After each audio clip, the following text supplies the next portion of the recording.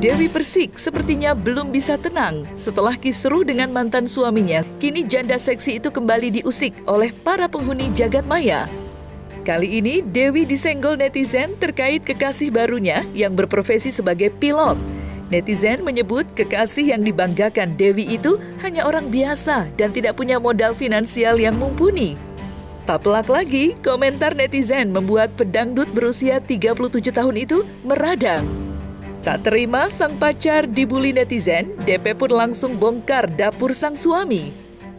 Melalui akun media sosialnya, Dewi Persik membeberkan gaji sang kekasih yang konon mencapai 200 juta rupiah. Om Ruli captain atau co-pilot? Captain saya. Yang katanya 200 juta gajinya Mas Ruli, lu tukang bohong. Saya kan almost 200 juta. Jadi kalau misalkan profesi pilot itu gajinya itu dipengaruhi oleh jenjang karir dan maskapai tempat pilot itu bekerja. Jadi walaupun mereka sama-sama co-pilot, belum tentu gajinya sama. Walaupun mereka sama-sama captain, belum tentu gajinya sama. Gajinya pilot itu ada gaji pokok, ada gaji penerbangan, ada gaji makan atau uang makan, ada uang transport. Jadi ada 5 kali gajian pilot itu.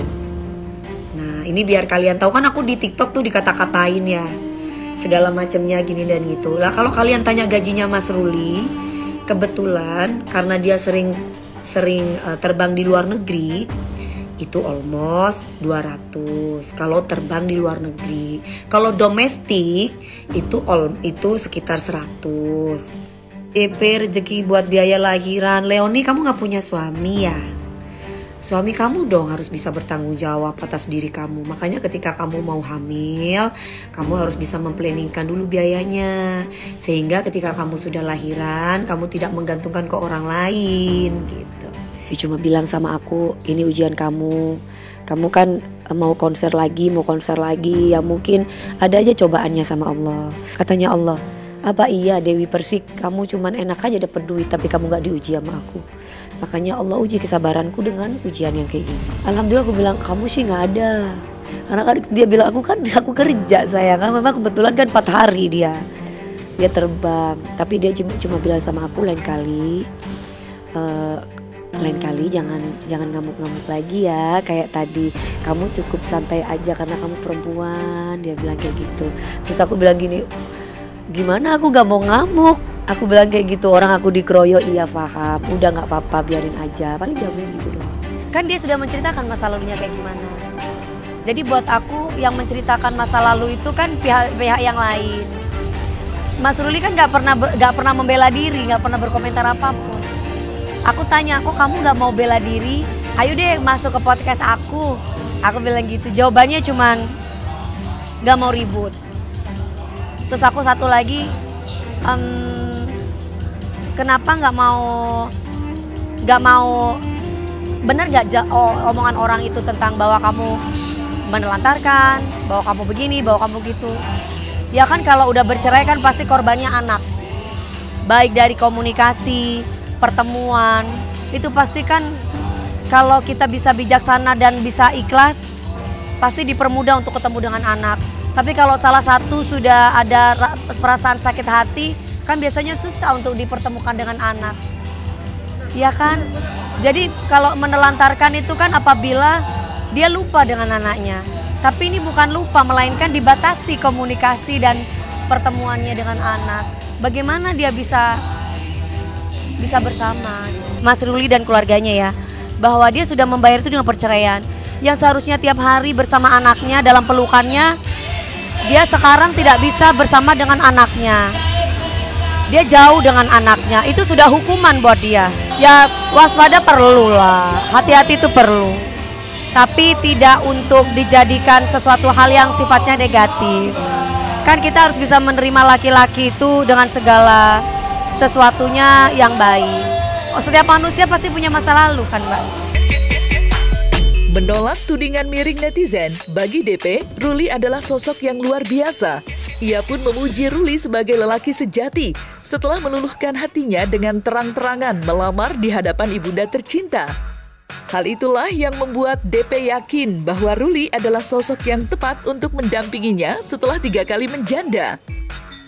Atas alasan itu pula, DP sama sekali tidak meragukan niat Ruli yang ingin menjalin hubungan lebih serius. DP pun siap mengamini keinginan Ruli yang penuh dengan kesungguhan dalam menjalin hubungan dengannya. Laki-laki yang gentle ya, nggak pakai pacaran, nggak pakai apa.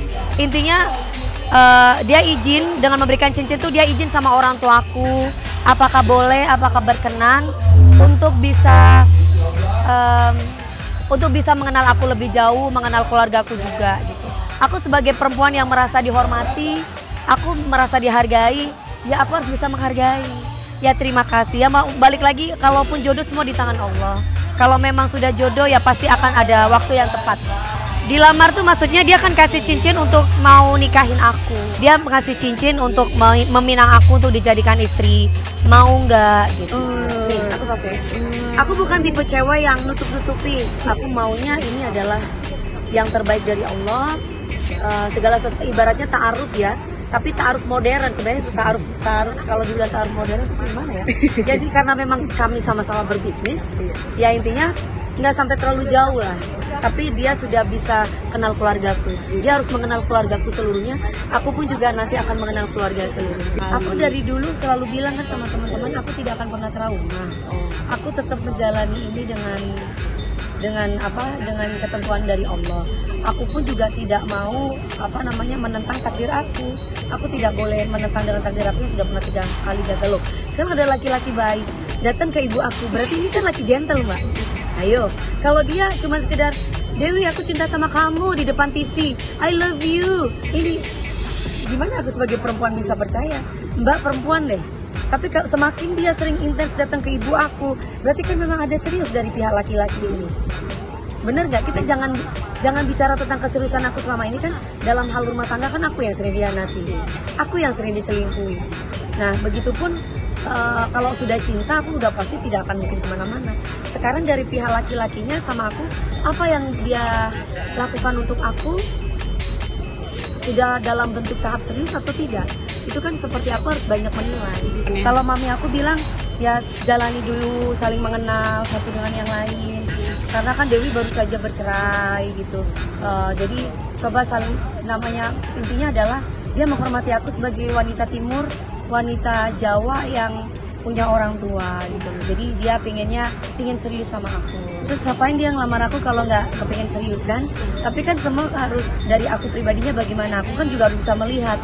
Aku pernah gagal dalam rumah tangga. Jadi aku juga harus bisa melihat ada keseriusan seperti apa dari pihak laki-laki untuk aku. Menurut aku laki-laki yang sudah bicara sama orang tua aku itu berarti sudah sangat serius sama aku. Jadi aku sekarang sebagai perempuan ya kita tinggal lihat, berdoa, istikharah yang terbaik dari Allah seperti apa untuk aku. Kemarin kan ada ulang tahun di rumahku. Jadi awalnya itu tasyakuran papi aku. Ada yasinan dari maghrib sampai isya. Terus kemudian itu semua dadakan. Ketika dia melamar aku pun di depan mami aku pun itu pun dadakan. Jadi semuanya serba dadakan. Jadi kayak aku tiba-tiba temen aku naruh di Instagram live Instagram masuk semua gitu loh ceritanya. Loh kok dari situ aku merasa komplain ke teman aku, kok sampai kesebar ke situ. Harusnya kan mereka izin sama aku dulu, karena memang kan ini pengenalan antar orang tuaku ke orang tuaku gitu. Aku deg-degan. Aku jujur sama namanya kan Mas Wi, aku deg-degan.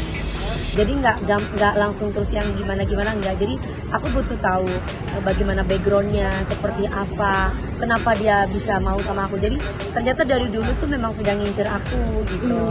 Dari dulu tuh pernah WA aku kalau aku bisnis 3 bulan itu baru aku bales, sebulan baru aku bales. Paling dia kalau lagi bisnis ini tolong dong aku ikut bareng dong bisnisnya. Oh iya, aku cuma jawab gitu. Terus paling apa kabar, nanti aku jawabnya berapa lama lagi, sebulan, baik, habis itu hilang lagi. Tiba-tiba akhirnya jadi intens dari temen aku. Jadi bolak-balik beliaunya intens tuh teleponan. Aku boleh telepon nggak? Oh ya boleh. telepon, ngobrolin tentang bisnis. Akhirnya aku barengan sama dia bisnis kopi. Dari bisnis kopi itu, terus kemudian dia kasih modal sama aku, terus kemudian aku juga punya modal juga. Kita sama-sama dari situ, aku ngeliat, kau udah punya pacar belum? Aku kan nggak punya pacar. Aku bilang enggak gitu. Kenapa aku mau cari suami mas gitu, gimana caranya supaya bisa jadi suami kamu? Oh ya kamu harus ketemu sama ibu aku dulu, harus kenal sama anakku dulu. Nah dia sama Gabriel tuh deket banget, sering main sama Gabriel gitu ceritanya. Terus kemudian dia sering teleponin sama mami, sering bawain makanan buat mami aku. Terus sampai pada akhirnya tuh dia ngomong sama mami kepingin jadiin aku istri. Terus kata mami aku ya adaptasi dulu, dilihat seperti apa. Kok intinya itu adalah aku kan nggak mau buru-buru menilai dia ya, menilai dia baik aku tidak mau buru-buru karena aku juga lagi melihat apakah dia laki-laki serius untuk saya. Tapi menurut aku dengan dia sudah melamar aku, memberikan cincin di depan orang banyak, terus dia bilang mau nggak kamu nikah dengan aku bilang aku dilamar, ya berarti tandanya wajar, aku berarti dihargai sebagai perempuan, bukan diajak pacaran, tapi dia mintanya langsung mama.